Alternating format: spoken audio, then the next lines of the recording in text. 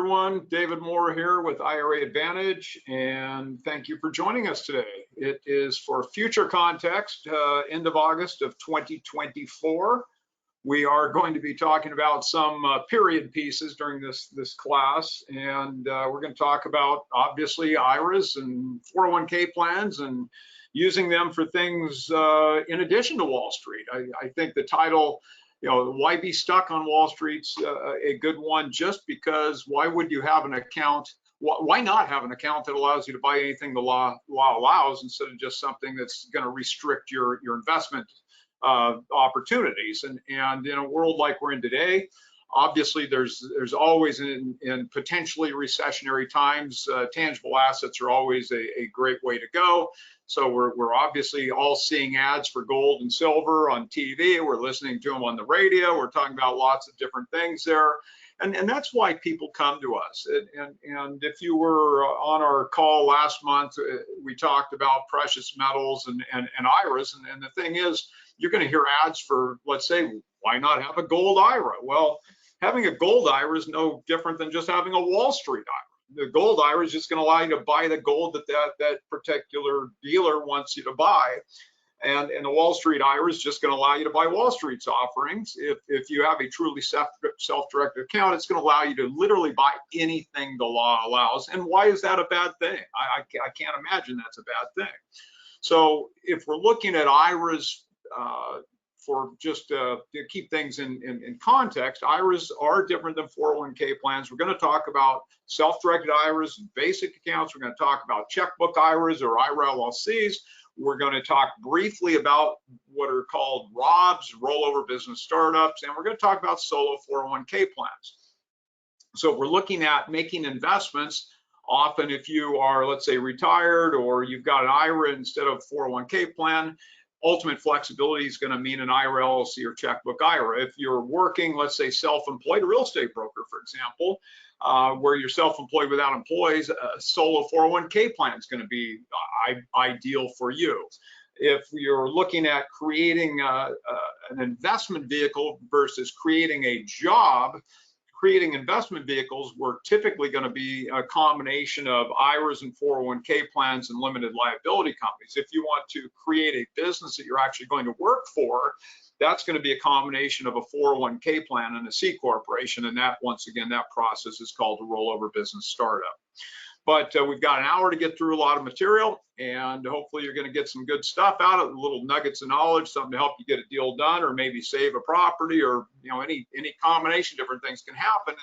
And what I really want to stress is that if you've got questions, and probably not going to address any of them during the class today, but if you've got questions, please reach out to C Moore, C-M-O-O-R-E at 1031exchange.com, C Moore at 1031exchange.com, and she can also help you if you're a broker looking for CE. We might be able to provide that for you also, so reach out for that. And you're also going to be getting copies of the slide deck in the future for future reference, or just for sleep therapy, whatever you consider. So I always like to say the only dumb questions ones is not asked. So we're going to talk about a lot of stuff. I speak quickly, so you may have questions, but take a look at our YouTube channel. If you're looking at 1031 information, it's just Equity Advantage 1031. If you want IRA information, just type in IRA Advantage, self-directed retirement accounts. You're going to find lots of videos up there on all different aspects of investment. Not just, if you look at the Equity Advantage site, you're not going to just find investment information on 1031. You're going to find a variety of topics there.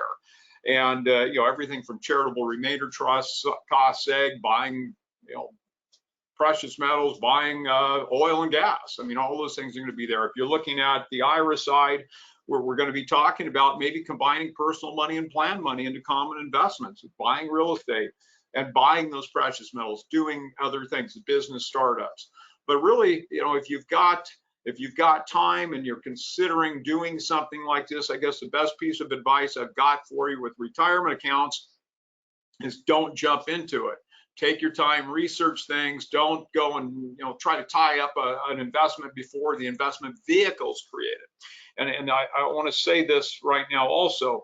We do not sell investments. So we merely provide the investment vehicles that are necessary to get you, out of what you don't want into what you do want. Or if we're looking at qualified accounts, just to broaden the horizon of investment opportunities. That's what we're about. And you're going to work with your financial advisors. We're just one member of a team of people that are working for you. And your financial advisor, I'm going to say, especially with IRAs, I'm going to say keep all your Wall Street stuff where it is. And then you can move the money you want to use in a self-directed capacity into the new self-directed account. And the reason I say that is if you've got a Wall Street IRA, you can make a poor investment decision, but it's virtually impossible for you to commit a prohibited transaction. In the self-directed world, the truly self-directed world, my world, you really don't have guardrails. So it's critical that you really understand what you're doing before you get started with this stuff. And an example of let's say a prohibited transaction could be, hey, you do the seminar today, you think you're all excited, you want to go buy a piece of property. So you go out and you find that property, you tie it up before the account is established and ready to go. That's a prohibited transaction. The reason that I say segregate the Wall Street stuff from the other stuff, the self-directed, is that a prohibited transaction with an IRA would constitute complete distribution of all funds in the account as of the first day in the year in which the indiscretion occurs. So by isolating the Wall Street stuff, keeping it where it is, and then moving only what you want to use in the self-direct capacity in the new account, you've split those two things up. The Wall Street stuff would not be impacted by any problem on the self-directed stuff. If we're using solo 401k plans, that's unnecessary because only the money involved with the indiscretion is treated as a distribution, where with the IRA, it's the entire account. So it's really, that's one of those planning things. Take your time, sleep on it, really ask the questions, call us up, talk to us, ask the questions, any of your questions, concerns.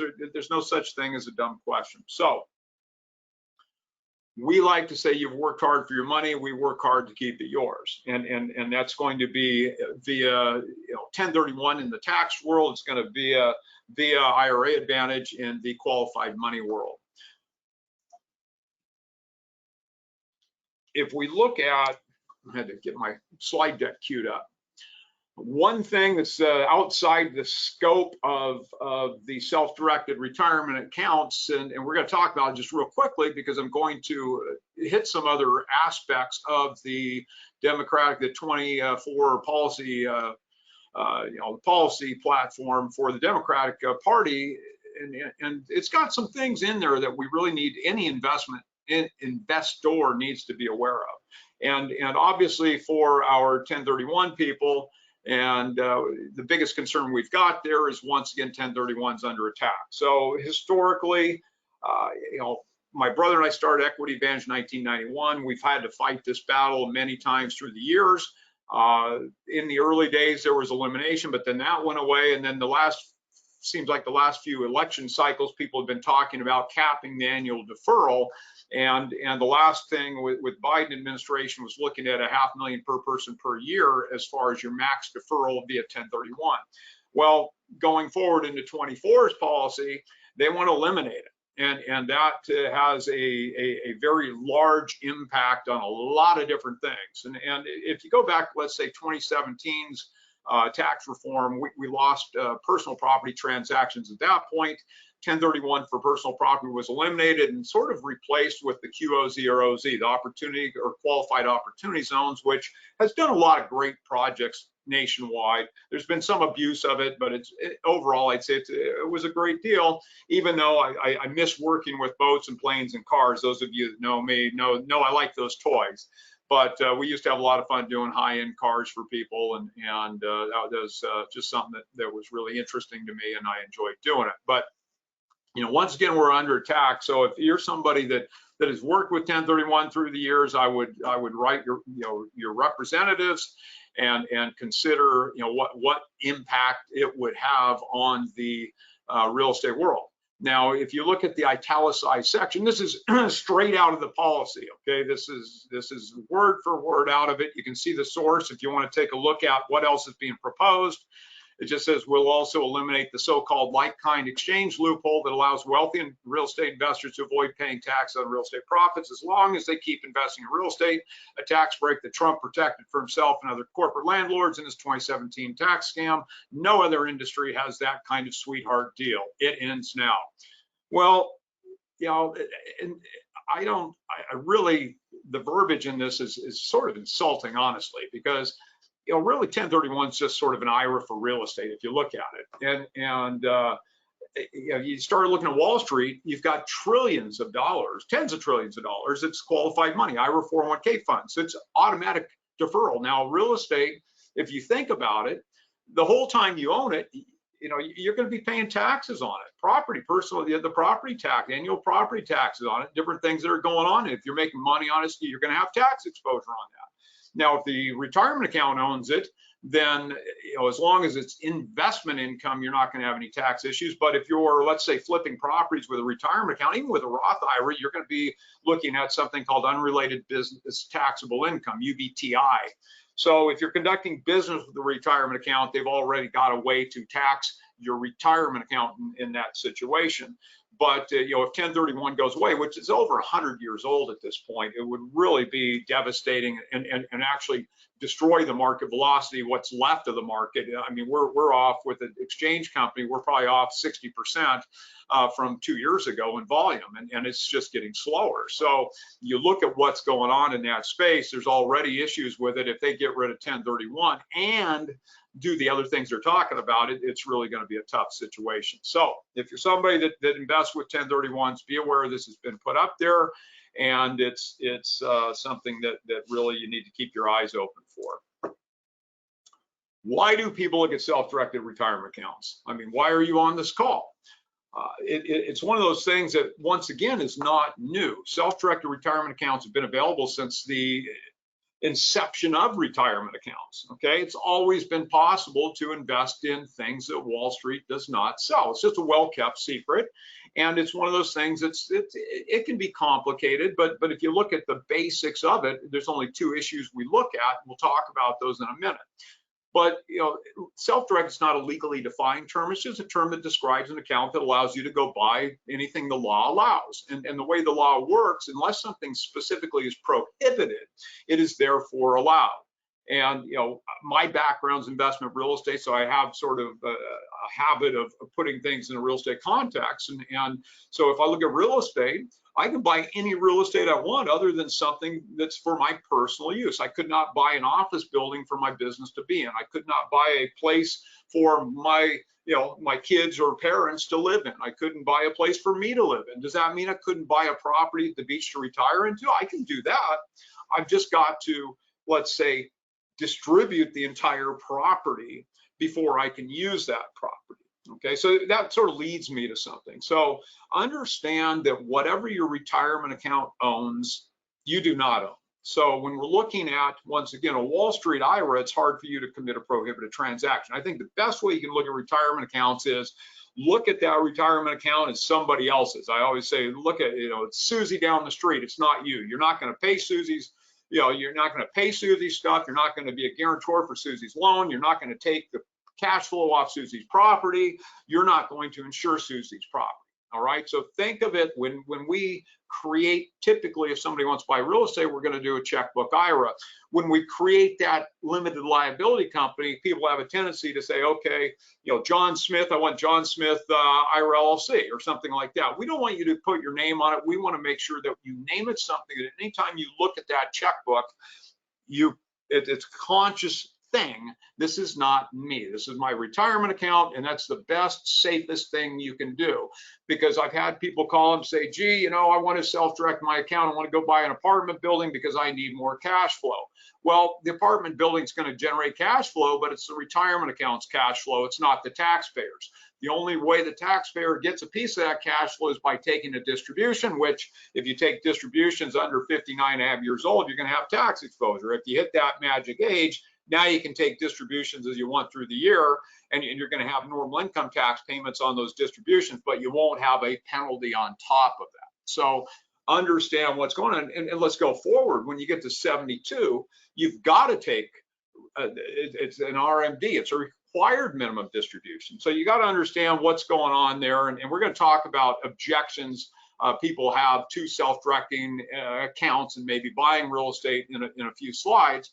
But we're going to find the fallacy in all of those things. But understand once again, this is not new. Any IRA can be self-directed. We're talking about 401k plans. It has to do with whether it's a current plan, a previous employer plan, and how old you are, okay? But any IRA, I'll say it again, any IRA can be self-directed. So when and how can I create these things? And first off, it's an easy deal, okay? So as I just said, any IRA can be self-directed. And we can do, we're going to talk about the difference between a basic self-directed IRA and a checkbook IRA in a few slides. But I want to say that when we do an IRA LLC or checkbook IRA, really what happens, just in a nutshell real quick, is we're going to create a basic custodial account, and we're going to create a limited liability company. The member of the limited liability company is a trust company for benefit of your account. It's going to read whatever trust company, CFPO custodian for benefit of, Susie Jones, IRA number, whatever it might be. Now, you can combine a traditional IRA and a Roth IRA into that LLC. You could combine your IRA and your partner's IRA into that account. You could combine your IRA and your spouse's IRA into it. You could combine yourself personally and your retirement account into that LLC. So it's a prohibited transaction to transact between or for the benefit of disqualified parties, not a prohibited transaction to transact along with a disqualified party. So once again, you've got lots of opportunities there, and that's why I say slow down, take your time, ask the questions, get it structured right, really understand the do's and don'ts, the ins and outs of all of this process before you get excited about making that investment. But people typically come to us when they might have heard an ad or seen something online, and they hear about this stuff, and if there's urgency, understand it's going to take us somewhere between 2 and 4 weeks to get the account set up. So don't get yourself in a situation where you're racing, you've tied up a property and you need earnest money to fund this thing, and now you've got a potential problem for a prohibited transaction. So the when to do this, like I said, depends. So any IRA can be self-directed. 401k plans are different. If it's a current employer 401k plan and you're under 59 and a half years old, you're stuck. When you hit 59 and a half, you're entitled to an in-service distribution. You can take that money and go out and create the retirement and self-directed account you want at that point. But it's a timing issue there. If you've changed jobs, you might have a situation where you are able to, if you cease to work for the company, now you can roll that 401k plan into a self-directed account. Now, I will warn you, we had a client years ago that had worked for a company, had been laid off, and so that was his opportunity to put the self-directed account together. Now, during this process, he goes and gets a new job, and he didn't realize it at the time, but the new job had the same parent company as the old job, so the plan was the same plan, and we couldn't do it because the money was stuck in that account because he was still under 59 and a half years old. So make sure that if you're in between jobs, if you want to do this, make sure you do it while you're in between, or if you're going to take another job on, don't roll the money from the old plan and the new plan and then have it tied up again. You need to really slow down, take your time, ask the questions, get where you want to go. Don't be in the race to make things happen there. So job transfers, that type of stuff, that's when people have access or 59 and a half years old. If it's 401k funds, IRAs, anything can be self-directed. So we all hear the ads, we see the ads, lots of precious metal ads today, and I always joke is that, there's really, legally speaking, there's no such thing as a gold IRA. It's just, as I said earlier, no different than a Wall Street IRA. Wall Street IRA is going to allow you to buy things off Wall Street. That gold IRA is set up to allow you to buy what that person's trying to sell you. And I'm going to say, why not have a truly self-directed account that's going to allow you to buy the gold and everything else the law allows? I will say, as I said earlier, to keep your Wall Street stuff where it is. As the self-directed account grows and maybe you're accumulating funds in the checkbook IRA, you may want to use that money as additional funds for Wall Street, and you've got two options to do that. You can move the money back to your Wall Street custodian and have it done that way, which would require, if it's a checkbook IRA, the money's going to flow from the limited liability company through the trust company to your Wall Street trust company. Or you can create a trading account in the IRA LLC's name and federal tax ID number. The up and down, nothing's ever perfect, right? So the ups and downs of each are the moving the funds through the LLC, through the trust company back over. The benefit of that is it's segregated from your self-directed account, but it's cumbersome to move that money back and forth, and there's expenses there, and it takes time. The benefit of having a trading account in the IRA LLC's name and EIN is it's simple. You just move stuff back and forth, but it is encumbered with the other actions you've got going on there. But establishing these things, really all we're doing, if you look at a self-directed account in the most basic sense, we're just moving money from a custodian won't allow you to do what you want to one that does. That's all there is. It's not, you're not doing anything else. You're not taking money out of the retirement account to do this. You're just shifting from a trust company that won't allow you to do what you want to one that does. That's it. If we're looking at a 401k plan, you're just looking at a situation. Somebody comes to us with a 401k plan interested in doing something in the self-directed world. First question I'm going to ask is, can I take a look at the 401k plan? Maybe the 401k plan allows the investor to do what they want, but they've been told no. And this has happened more than once with clients. Actually, I've got a story right now I'm just going to tell you. I've got a client, ex-IRS auditor, CPA, and real estate broker, came to us, and he wanted to use his 401k plan to make this real estate investment, and the clock was ticking on the investment. Thing had to get done. So, I said, Cameron, let me take a look at your existing plan. Let's see if it will work and allow you to make the investment that you want to make. So I go through the plan, look at that. The page is talking about possible investments, and his investment actually fell within the constraints of that plan. So I said, well, why don't you go back, talk to your administrator, say, hey, this is what I want to do, and have them handle it. You don't need me. You can just use what you've got.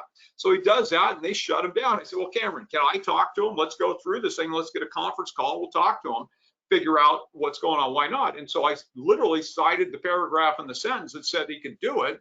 And they said, well, I don't know. And then they said, well, okay, so let me talk to my legal counsel. We'll get back to you. So the next day they get back to us. They said, okay, well, we'll allow the investment, but we need, I think it was like 60 days to review the investment to see whether it was actually going to be, they were going to actually allow him to do that. And I said, well, look, it's too late. At that point, what our normal course would have been, if the plan didn't allow that option, we could say, okay, can we amend the plan to allow that investment? And in this case, he was just getting shut down because it was the timeline to make the investment. He had like a week or two to do it, and they were going to take a lot longer to okay and get it through. They would make the investment. It was just going to be very cumbersome. So we ended up shifting gears into a self-directed. I can't remember honestly if we just sold a 401k plan for him and just replaced that plan, or if we did an IRA for him. But that ended up making the deal work. But he had been told, like I said, that he couldn't do it. We looked at the plan and it did allow it, and we did get them to agree that they'd allowed it, but they just didn't want to make it happen. So those plans, if you got a plan, you say, okay, let's look at the plan, see if it allows it. If the plan doesn't allow it, can we amend the plan to allow it? If we can't amend the plan to allow it, we replace the plan. So that's what we're looking at when we look at these opportunities. It's not that complicated. 401k plan, we replace it, worst case, or if we're looking at the IRAs, once again, we're just going to look at what we need to do to get people where they want to go, and combining those things as needed. Why a self-directed account? Why do people come to us? All right, typically they come to us because they're tired of watching the Wall Street roller coaster, things going up and down, or they just want to diversify, right? And I'm going to say diversification. Anybody in the investment world is going to say diversification secrets to success, right? It gives you stability, everything else. So why wouldn't you have that account that allows you to do everything you want?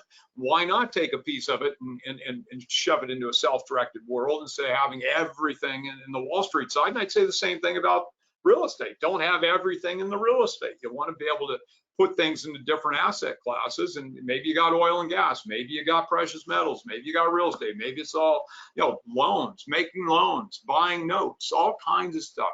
but typically people come to us because they want to be able to diversify, they're tired of the roller coaster, greater financial control. You literally buy what you want when you want, and with a checkbook IRA or solo 401k, it's a pen stroke. You just write a check or wire the funds to go do it. I mean, it's that literally that easy. Increased investment flexibility just falls back into the diversification. Real investments, not alternatives. This is sort of my pet peeve. You probably get tired of hearing me say this, but why is anything that tangible asset, the oldest investments known to mankind, why are those considered alternative investments in the investment world? And let's say a synthetic derivative, which sent us into the toilet in the last financial meltdown, that's a legitimate real investment in real estate, metals, and all those things are not. It's really sort of upside down. Community-based investing. If you want to make a difference where you live, you can do it with a self-directed account. Take advantage of today's opportunities. Watch things. I mean, I remember if we go back around 2000, we had that big tech boom before it went bust a little bit. But you think about what was happening in the tech world at that point, and for people that would come to us in the 1031 world and say, okay, gee, I don't want to do an exchange. I want to take the money and go buy this stuff. How could you say no to that? It was the place to put the money at that point in time. But if you look at it and say, okay, I'm going to pay the tax and consider this, all right, in today's world, maybe our max long-term capital gains tax rate is going to be close, maybe around 40%. If the 24 platform goes forward, you're looking at normal income tax. You could be looking at in excess of 50% tax on the disposition of a piece of property or something like that. If 1031's gone and the capital gains tax rates go to what they're talking about. Now, why would you take the money out, sell or sell a property and lose today maybe 40%, but next year or two, if the other stuff happens, in excess of 50% to go buy the Wall Street stuff? Why not just do a cash out refi, pull the money out and then shove it in there if you're looking at the tax world? If we're talking about the IRA 401k space, obviously you can go back and forth at will, and we don't have to worry about that. And that's one of the great flexible things about the IRAs and the 401k plans that are self-directed. Tangible assets, great hedges. We've talked about security. What do I mean about security? Well, the money is where you put it. I had somebody on the phone the other day. We're talking with Rochelle in my office here. We were talking with a client and her gold brokers. And if you want to go out and buy precious metals, you got to be working with somebody that understands what qualifies. Collectibles do not qualify. So it's got to be investment grade stuff, and it's the purity typically that drives whether it's IRA 401k compliant. And we were talking about why a checkbook IRA in that context instead of just a basic account? Well, a basic self-directed IRA you're going to be dependent upon that gold is going to be kept in whatever depository it is. Okay, you can't put it where you want necessarily. It's going to be where they put it.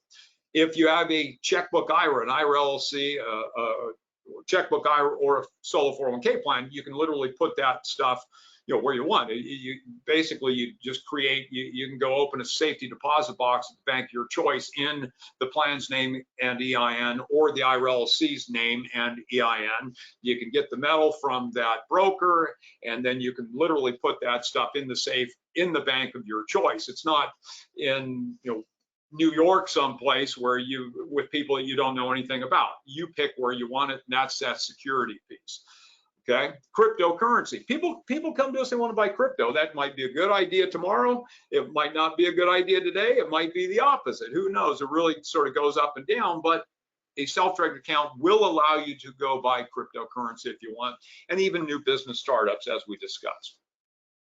Common objections. So when you talk to a financial advisor about this, you talk to your CPA, they may come up with these examples of objections. And these are all things that we've run across through the years.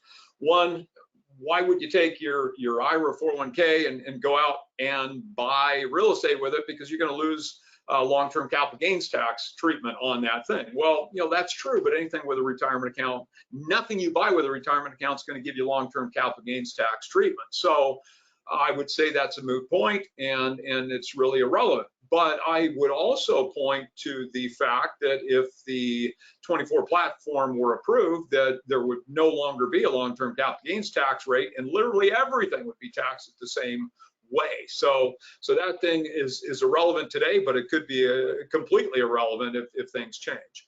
You can't leverage your retirement account. Yes, you can. You just got to have a non-recourse loan. So if you want to go out and buy real estate with a retirement account, you've got to have non-recourse debt on that. What's that mean? Basically, in a foreclosure, the bank could take the property. That loan's not going to be subject to your income, your credit, and it's non-recourse to you. You cannot be a guarantor on that thing. So you just need a bank that's going to allow you to do that. Typically, the money might be a little bit more money.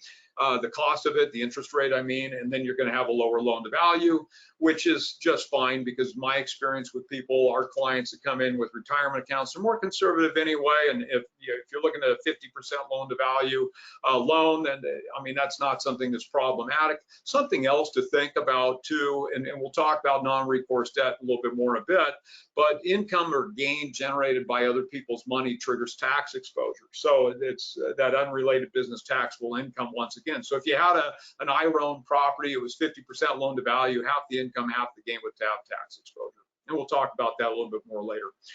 What about RMDs? Since real estate's not considered a liquid asset, then people's concern is, well, gee, you've got to take an RMD, required minimum distribution of 72. Let's say you've exhausted all the money in the account, you can't take a distribution. Not only is this not a problem, it provides food for thought. It's an opportunity because in my world, in the self-directed world, we often have people take in-kind distributions. Well, what do I mean by that? Well, typically in a Wall Street context, you're looking at taking a cash distribution when you need to take a distribution. In my world, it's not that way. My world, if you take your IRA 401k plan and go buy a property that you ultimately want to move into, or you ultimately want to own personally, you can take pieces of that property as distributions over a number of years, or you can take a whole property out in a single year. Now, the upside of an in-kind distribution is that you have the ability to, valuation-wise, what's a piece of property worth, right? And then two, it provides an opportunity to actually, in the gifting world for estate planning, people often gift their kids things or gift different people things. And if it's a minority interest in an asset, then you can discount the value of that gift by up to 40%. Well, that same thing can be applied to a retirement account. So if you took and deeded an interest in minority interest in a property, the value of that interest can actually be discounted by up to 40%. And not only can you accelerate distributions, but you can reduce the tax consequence by taking in-kind distributions. Finally, we have people talk about, well, once again, if your IRA owns the asset, you're going to lose interest deductions, depreciation. And, honestly, that stuff's sort of been crushed already anyway, because if we look at the state and local tax cap at $10,000, I'd argue that a lot of people in today's world don't have the ability to write things off anyway. I mean, I know I can't. So, that's one of those things. And once again, just like the loss of long-term capital gains tax, nothing you buy with a retirement account is going to give you those things anyway. So once again, it's a moot point.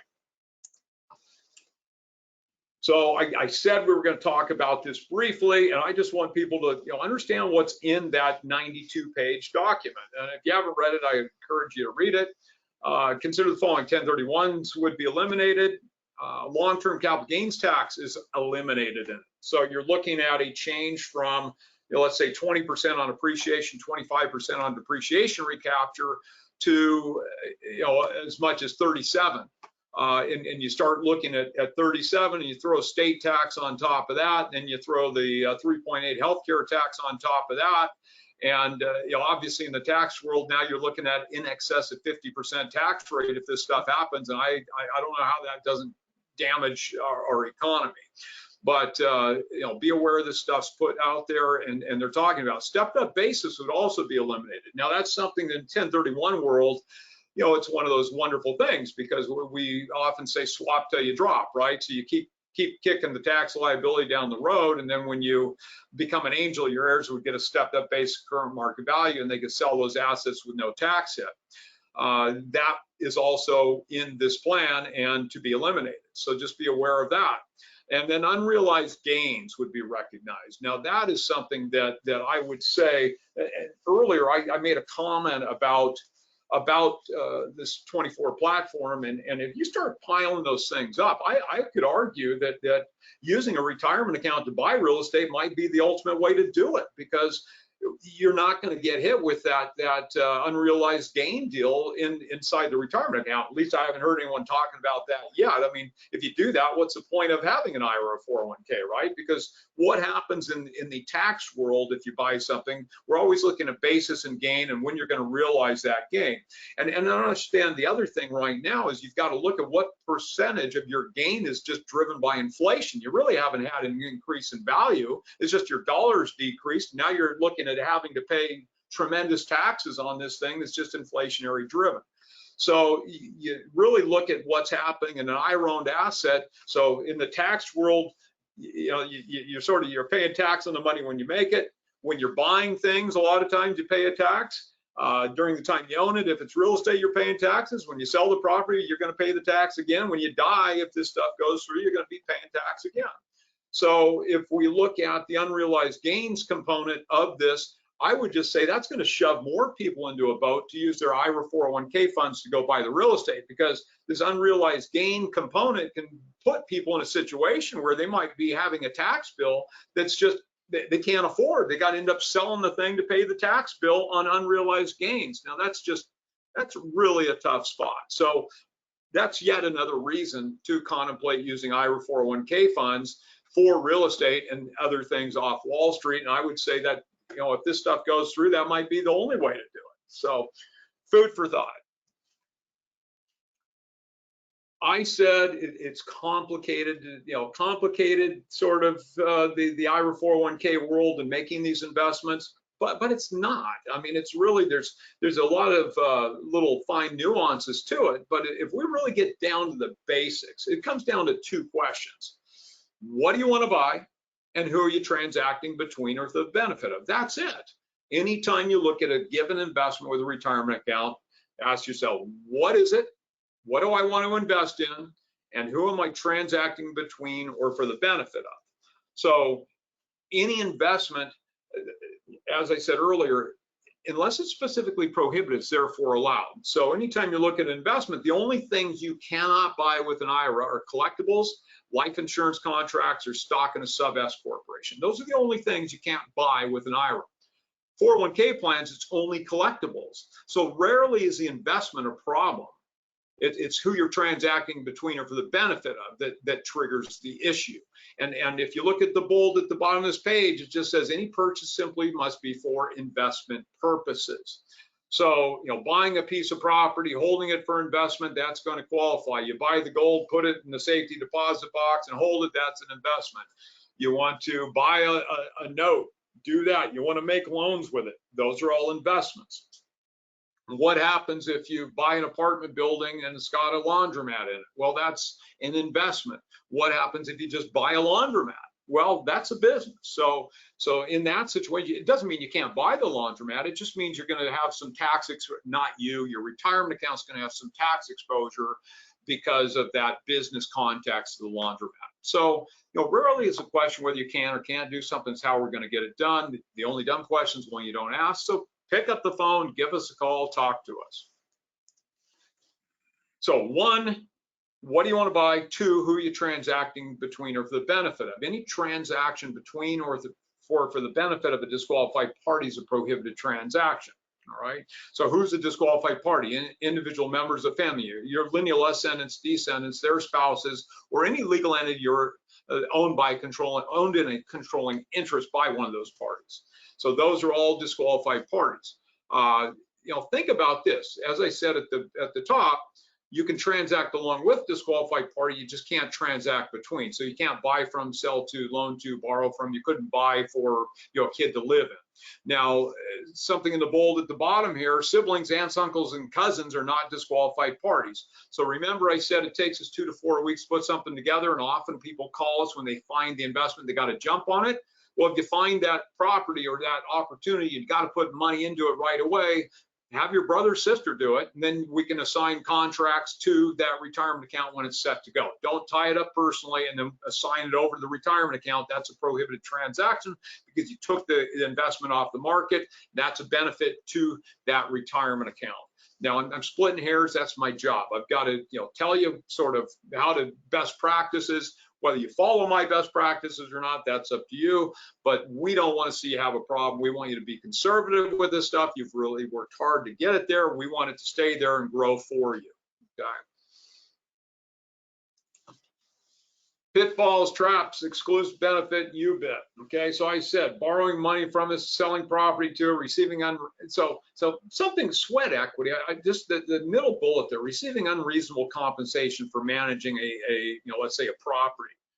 You can manage a property. You can do the management of it as far as getting renters in there, paying the taxes on that stuff. Not personally, but via the retirement account, just managing a thing, getting property rented out, all those things you can do, but you can't go out and get dirty on it. What do I mean by that? Sweat equity is not okay. You can't go out and paint the property. You can't, remodel the property personally. You can hire people to do it, but you can't do those things. Those are all prohibited transactions. So we don't want to have you doing those things. But if you bought a property, once again, if we look at a dealer property versus an investment, if you buy and hold a property and then you sell it and the retirement account's doing this stuff, that's not a business, that's an investment. If on the other hand, you go buy a property and you flip that property and you do, if it was a unsolicited offer that made you flip the thing, that's different. But if you buy it, fix it, and then upon completion of it, you turn it, even if it was owned by a Roth IRA, and you're thinking, well, gee, I've got a Roth IRA, I'm not going to have any tax exposure. That's untrue. You're going to have, if you're conducting business, even a Roth IRA is going to have some tax exposure there, and even a Roth IRA is going to have tax on leverage when we're looking at those loans. So, be aware of those things. You can't use a retirement account for security for a loan, and you can't buy a property for personal use. Okay. As I said earlier, a prohibited transaction is an ugly thing. All funds in the account are treated as distributed as of the first day in the year in which the indiscretion occurred. So you don't want those things to happen, all right? And UBIT we talked about, it's either UBIT or UBTI, depending on what you're looking at and who you're talking to. How do we do these things? All right, any IRA can be self-directed. If we're talking about the 401k plans, then we're looking at current employer plan versus previous employer plan and how old that person is. That's going to allow us to, whether we can or can't do these things. So if your current employer plan under 59 and a half, you're stuck. If it's a previous employer plan, you can move that money into self-directed. If you change jobs, that's your opportunity. I've actually had business owners step away from their own firms to get access to their money for self-directed investments. So, virtually anything can be self-directed. It's just going to take time, and there may or may not be some restrictions that are age-based. But I want to stress, and I said it earlier, I want to stress the fact that we are not pulling money out of your retirement account to do this. Okay, I'm going to say it again. We're not pulling money out of the retirement account to do this. We're just moving with IRAs from trust company A to trust company B, or in the 401k world, we're looking at what kind of plan it is and what's going to happen there, and we might be replacing a plan or create just a new plan for you to do what you want to do. All right. Sort of have killed this slide already. Any IRA can be self-directed, and we're talking about the 401k plans. So, the bold at the bottom of this page, I think, is really, really critical. And this is where I want you to work with your financial advisors.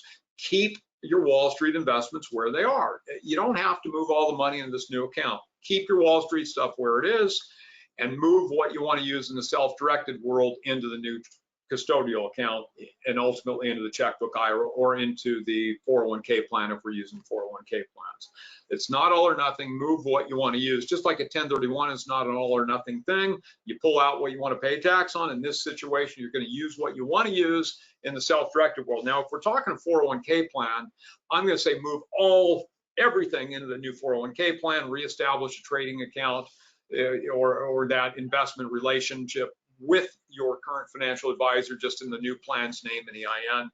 And the reason I say that is why have a whole bunch of plans around? Why have different accounts around? It's really interesting to me. Sometimes we'll get, when we start getting into these things for somebody, and one of the things I want to see is a list of their current retirement accounts.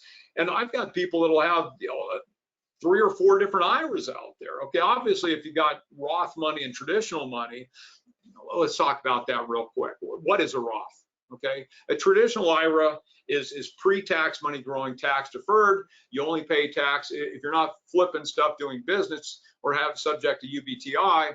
You're going to pay tax on those distributions when you receive them. You're paying normal income tax on those things as you take a distribution. If we're talking about a situation where the like I said, if 1031 goes away, this could be the only way to do it because you don't go mark to market on stuff.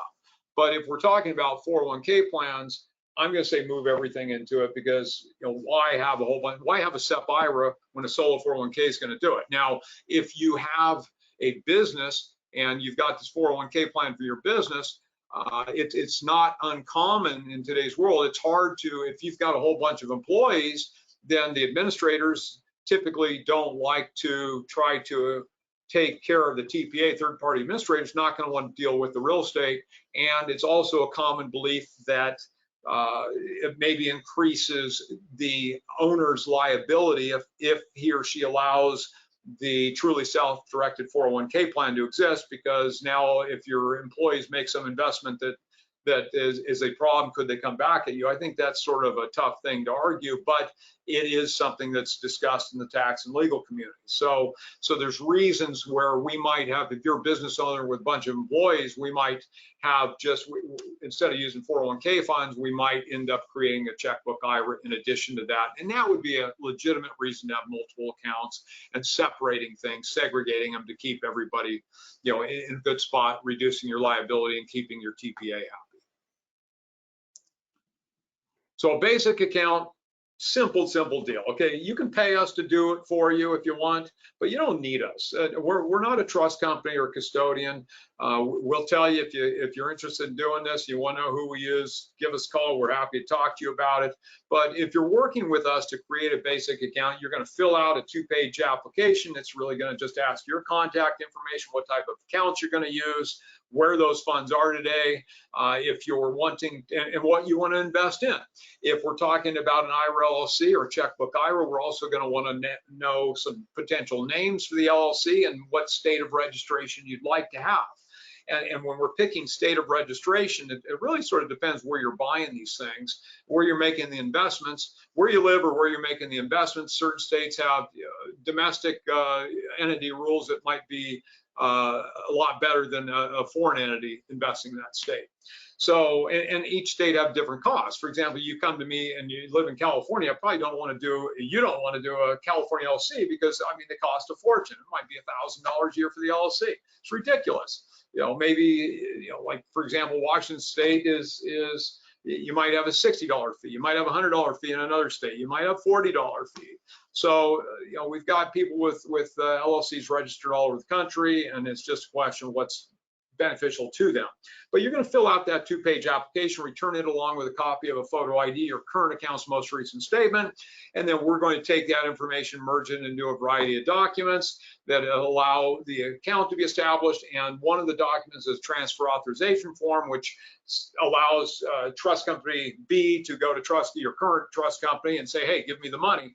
And like I said, it's not all or nothing. You need to just make sure that you're in cash at the level that you want to move money, because if that request comes across and cash is not there, then that's going to bounce and it's just going to kick that transfer down the road. So you're just going to move things. Is it possible to move things in kind? Is it possible to take everything you currently own in a Wall Street IRA and move it in self-directed account? Yeah, it is, but it's just more difficult to do that.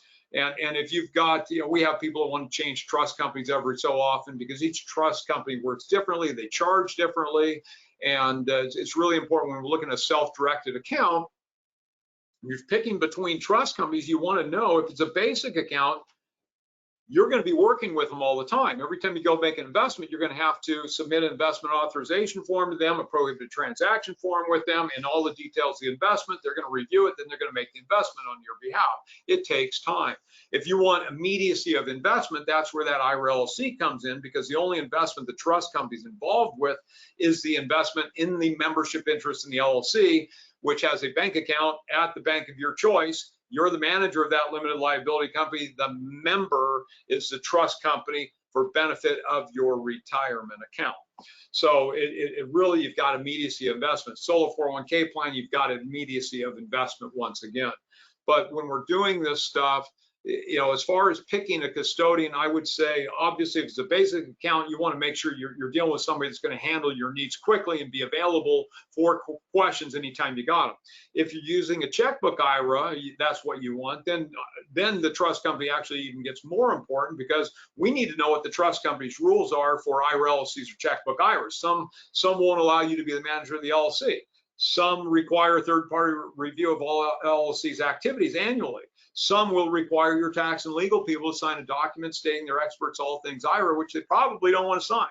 So it really makes a big difference when we're looking at IRA LLCs. But another sort of thing to consider with the self-directed accounts is Wall Street, you know, any stock, you've got a quoted price at any moment, any moment of the day, let alone, you know, weeks or months or years.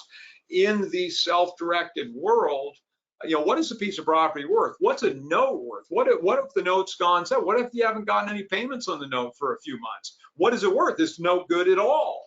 And so I am really opposed to working in the self-directed world with a trust company that's charging you based upon the value of your accounts. Okay, what I would encourage you to work with is a trust company that's going to charge you based upon the number of investments you've got. And you know, that could get cumbersome if you've got a basic account and you bought 10 different investments with a basic account, you got 10 investments. Look at this though. If you've got an IRA LLC or checkbook IRA that owns 10 investments, the trust company sees one investment.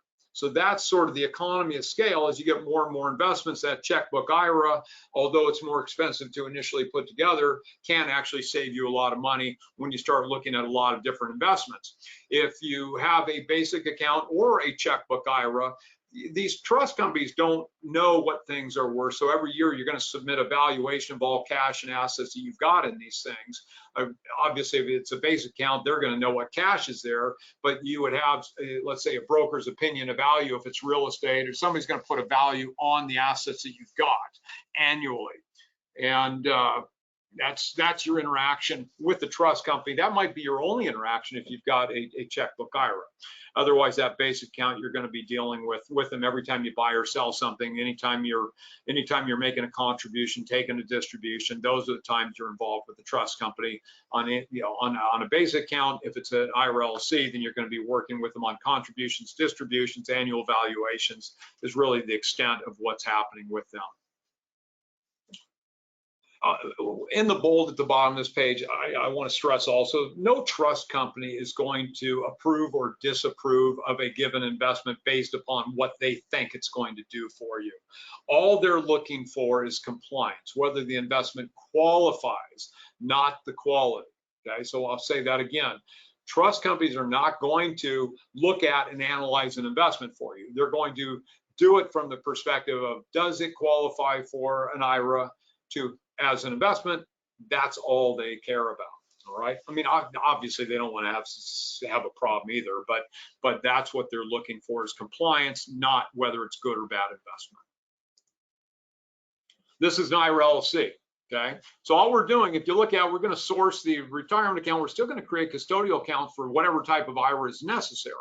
But instead of having the custodian make the investments directly, what we're going to do is create an IRA-specific limited liability company. So as money and as the custodial accounts are funded or created and funded, we're going to be creating that IRA-specific limited liability company. So as soon as it's done, we're going to get you the articles of organization, the EIN for it, and the operating agreement. You're going to take that to the bank of your choice. You're going to open a checking account in the LLC's name and EIN. You are the manager, the member is the trust company. So as soon as the funds are at the trust company ready to be invested, we're going to direct the trust company to make an investment in the LLC, which funds the bank account, and now you're free to go buy what you want as you want. That is a checkbook IRA or IRA LLC.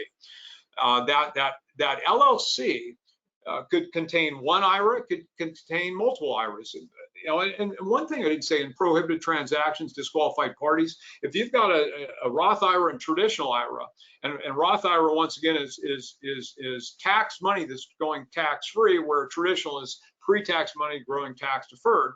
But if you're looking at these things, your Roth IRA is also a disqualified part of your traditional IRA. So if we want to combine Roth and traditional funds into one LLC, that's fine, we can do that.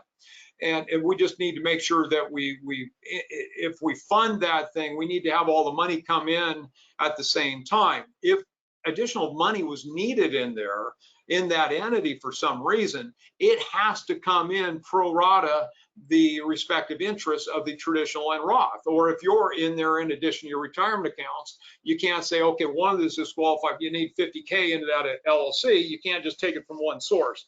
It's got to come pro rata the membership interest. Otherwise, you've got a prohibited transaction there. So I would just say, if you're creating multi-member checkbook IRA that really requires planning, you really need to look at and say, okay, hey, I need to get enough money in the LLC to make the investment and cover the carrying costs until I've got cash flow off the thing to take care of me going forward. Now, the other thing I'll say is that when you put these things together, you're going to have, you know, the cost associated with them to set it up. A basic account could be anything from, you know, maybe $100 to a checkbook IRA might be $2,300. It's sort of a variety of things going on there. A 401k plan, you know, it depends, but, you know, if you're working with us, we're going to charge you a one-time fee of $2,300. Your carrying costs going forward, you're going to have, with a basic account, you're going to have a custodial fee. All right, and that can vary. That's going to vary dramatically, trust company to trust company. You're going to have a minimum account balance. Most of those trust companies want to see too, because they want to get paid going forward. They want to make sure enough money's in there to take care of it. So, you know, some will allow you to put a credit card in there and take care of those fees that way. But you know, we need to make sure we've got enough money in there to create the thing and then cover carrying costs going forward until it's got cash flow to make sure you can go do what you want and cover any expense that might come up, because, you know, obviously people with investments, things come up, right? So make sure you get enough in there to take care of it and make it happen. So this basically just expresses what I just said about multi-member LLCs, who can be additional members of it, and you know, how you want to own stuff, I guess is you know, one of those big questions. And, you know, a lot of times what will happen, we talked about in-kind distributions earlier. The easiest way to take an in-kind distribution is simply by doing an assignment of membership interest in the IRA LLC. Now that's assuming, you know, it's one property, but, you know, if that IRA LLC owns 10 properties, you want to take one as a distribution, basically what would happen in that context is you'd be taking a tenancy in common distribution of that thing. All right, if we're simply taking distributions to take care of RMDs, required minimum distributions, we can always do assignments and membership interest in the LLC. And as I said earlier, not only is that possible, but it provides the opportunity of discounting the value of different things. But if you're just pulling money out, you want to go buy something, you want to combine personal money and plan money, there's reasons to buy properties tenancy in common. There's also reasons to buy things as common members of an LLC. If you were to, let's say, buy a property, you want to combine a 1031 exchange into a property along with your retirement account, that is going to require tenancy in common, not because of the IRA component. It's going to require tenancy in common because 1031 prohibits the exchange of a partnership interest. So we've been talking on the IRA menu, we've got basic accounts, which you have to work through the trust company anytime you want to do something, or we've got the IRA LLC, which gives you the power of the pen. If you're self-employed without employees, I'm going to say, hey, let's do a solo 401k for you instead. Now, the restrictions are we cannot move a beneficiary IRA, one that's been inherited. We can't move one of those into a 401k plan, nor can we move, Roth funds into a 401k plan. So, once again, call us. We'll talk about what you got and what you want to do with it. But I just like the solo because you've got the flexibility of a checkbook IRA without having to have the LLC, without having to have a trust company. So what happens with a solo 401k plan is we're going to create a 401k plan. We're going to give you the federal tax ID for it. You're going to go to the bank of your choice, open a checking account in the plan's name and EIN, and you're going to then move the funds out of maybe a previous employer 401k plan, or whatever else you might have with IRA funds. We're going to move that money into the 401k plan. And now you've got the power of the pen to go buy what you want to buy. Now, why do I like 401k plans? One, we talked about it earlier, a prohibited transaction with an IRA can be catastrophic. Prohibited transaction with 401k plans is a totally different consequence. It's only the money involved within discretion. The plans, you can make an in-plan conversion from traditional Roth. That's a great opportunity. You can borrow from a 401k plan. You can't from an IRA. You can borrow half what's in the plan to a max of $50,000. That makes a big difference for people. All right, you don't have the custodian, as I said, and you've got additional flexibility with investment, the only restriction being collectibles. So they're really attractive, and they work great for people. Joint ownership, as we discussed earlier, we're about out of time, so I'm not going to go into the details on this, but joint ownership, you've got a choice, tenancy in common. This slide talks about the tenancy in common, the ups and downs. The next page talks about the ups and downs of owning things as a limited liability company. Both are great options. There's really no perfect solution there. It really has to do with what you got, what you want to do with it, whether you want to take things as distributions, what you got in the investments too, and how you want to work it. But there's whether you're using 1031, so on and so forth. Flexibility. So this is why we talk. This is why we plan ahead, because we want to know what you have and what you want to do with it and what your end goals are, and we're going to help you get there. A few examples, we're done. All right. This situation, we had somebody that wanted to go out and he basically it's a recessionary period, and he wanted to land bank using his retirement account. The issue there is that if his retirement account owns the property, he didn't want to have to pay the carrying costs. He didn't know, you think about the boom or bust periods, how long does it take to get through a recession? When is the property going to be something where he can develop and work it? Didn't want to be paying a bank a loan, the interest on a loan to buy this stuff and all the carrying costs. So the retirement account was able to buy the stuff, sit on it until it was ready to be developed. Now, he can't just use his development company to go build on those things. That's a prohibited transaction. So what we did is we created a second entity, and his membership interest, this builder developer's membership interest in that second LLC was 1/6. Okay, so when we look at transactions between or for the benefit of disqualified parties, when we start talking about entities, they said an entity where there's a controlling interest owned by a disqualified party would also constitute a prohibited transaction. At 1/6 membership interest, that entity is not a disqualified party to his retirement account. So as the property was to be developed, it would be sold to the development entity and built out, and then they go do what they want, start over again. So it's a great solution. Took care of the carrying costs, took care of the ability to just literally warehouse that property until maybe years later when it was to be developed. This situation where we had somebody that was talking about doing a self-directed account, and they first came to us, said, hey, I want to go buy this mobile home RV park. This is a guy that had a lot of real estate, but he just liked real estate, right? So he had all this other institutional type property, and he wasn't sure if he wanted to do it or not. We went through the basics of what was involved, how to make it happen, and he ultimately shifted gears from buying the mobile home park. And a lot of people sort of dip their toe in the water with self-directed account. That's what this guy did. He came in, did a basic account. The first investment, what he said, hey, I decided I don't want to buy the mobile home park. What I want to do is buy paper. And the first note was something that was going to pay him 11%. It was in Palm Desert, and this was during the last recession, and it had been previously worth in excess of a couple $100,000. It was a $70,000 condo at that point in time, 50% loan to value. So he was sort of in a situation where he's getting paid 11%. Where are you getting 11%? So that he was happy with that, and he was almost cheering the borrower on to be foreclosed, because at that point he'd end up buying the whole thing for $35,000.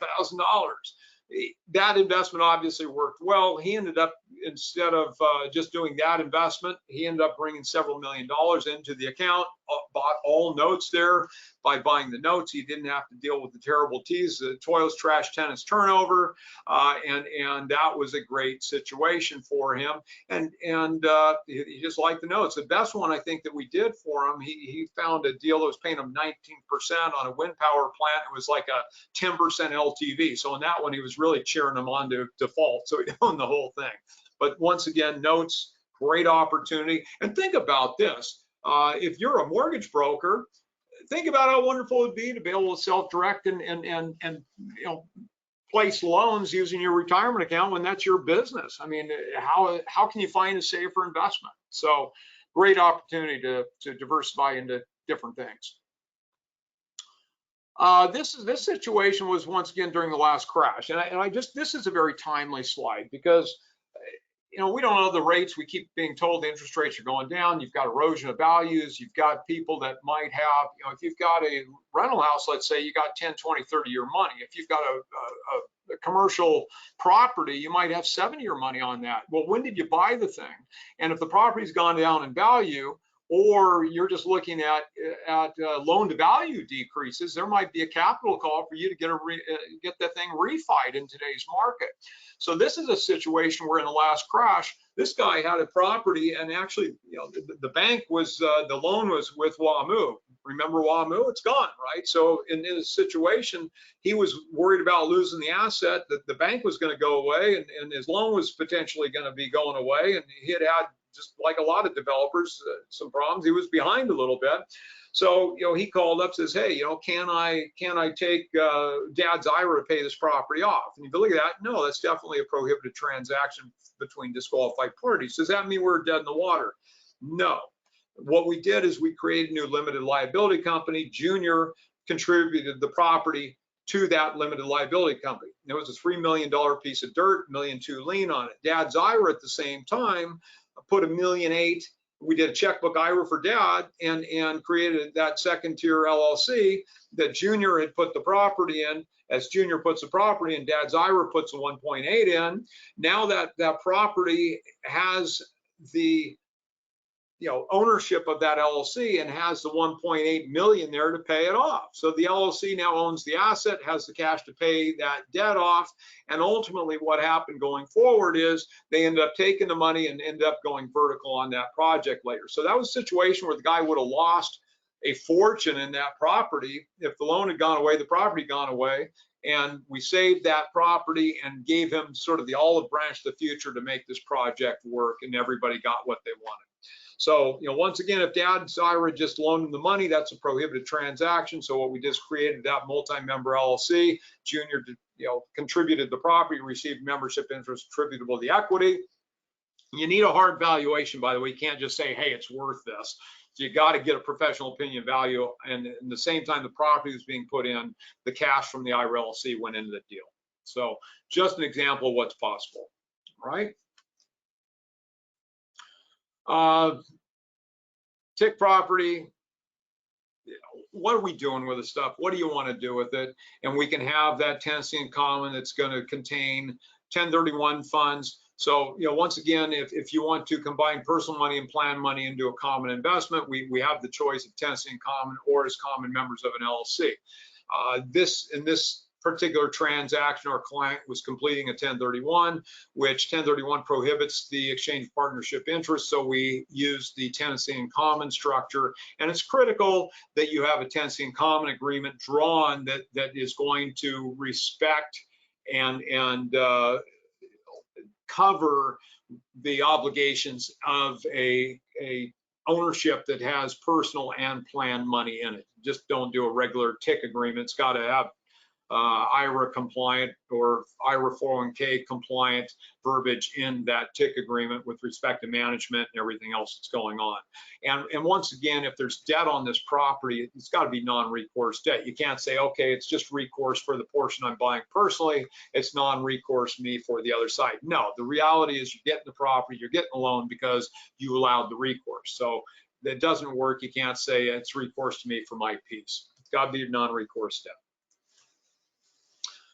This last example, and this is one, you know, I was going to say I apologize because I always use this one, but I really like it. I just think if you haven't been on one of the classes before, it's new to you, but if you have, hey, here we go again. So we had an older couple that came to us and they said, well, gee, we want to go buy a mobile home RV park with our retirement account. So we said, okay, well, we'll do a multi-member checkbook IRA. We just create a custodial account for both of their IRAs. So we've got one for his, one for hers. We then direct both those IRAs to make the investment in the LLC, which would buy the park, and they could manage it, but that's it. They can't be compensated, couldn't live there, couldn't do anything else, and that would have taken care of the investment. Typically, a park's going to have a on-site manager anyway. Well, then they came back to us and said, no, we want to make the investment, but we also want to be the on-site manager. We want to be compensated. Okay, the compensation is a prohibited transaction, as is living there. Okay, so we had to shift gears entirely. So instead of using an IRA and a limited liability company, we ended up using a 401k plan, a C Corp, and doing what's called a rollover business startup. So what happened is his and her retirement accounts moved into the 401k plan. The 401k plan bought into the corporation. The corporation got the park. They got an investment, they got a job and a place to live, all with that one transaction. I just think really that's such an amazing example of what is possible using retirement funds. That olive branch to the future. And we've used the rollover business startup process for everything from aesthetics businesses, hotels, motels, gold, silver, palladium mines, Alaskan fishing operations even. So all kinds of different things through the years. The franchise world knows this exists, and they like it obviously because they want to have people have the cash to go buy that franchise and get that business started. So that they have found that rollover business startup is a great sort of solution to people's financial needs to get things started. IRA checklist. Plan ahead. Takes 2 to 4 weeks to put one of these things together. You can purchase all types of property within the IRA, SEP IRA, Roth IRA. You can purchase with family members and friends. You cannot purchase from or for them. Your IRA cannot sell to you or any other disqualified party. You can use an IRA to buy property with mortgage. Negotiate from the deal's inception in the IRA IRLC's name. Don't overextend. Keep a nice cushion for reserves. And finally, real estate is a real investment. Now, like I said, people typically come to us because they want to buy real estate. They want to make buy notes, maybe make loans, buy crypto, buy precious metals. That's typically what people want to do. Sometimes they're investing in friends, startups, other things there too. But that's why people come to us, and I just think it's important for people to understand. This is, like I said, it's not new. It's been around since the retirement account. The whole thing was started, the inception in the mid-70s. And we're happy to be able to work with people in that space and provide them opportunities and solutions. Please keep us in mind if you've got a tax transaction where you can do an exchange. Take a look at 1031exchange.com or look at the YouTube channel, Self-Directed Retirement Accounts, IRAadvantage.net or .com will get you there. And then we've got a property listing site for people that are trying to get property in front of our clients. You can go look at post1031.com. There's both paid and free listings there. So thank you very, very much for taking the time today. If you got questions, please forward them to Seymour at 1031exchange.com. We'll address those. And thank you again for taking the time today. All my best. David Moore, IRA Advantage, IRAadvantage.com. Bye-bye.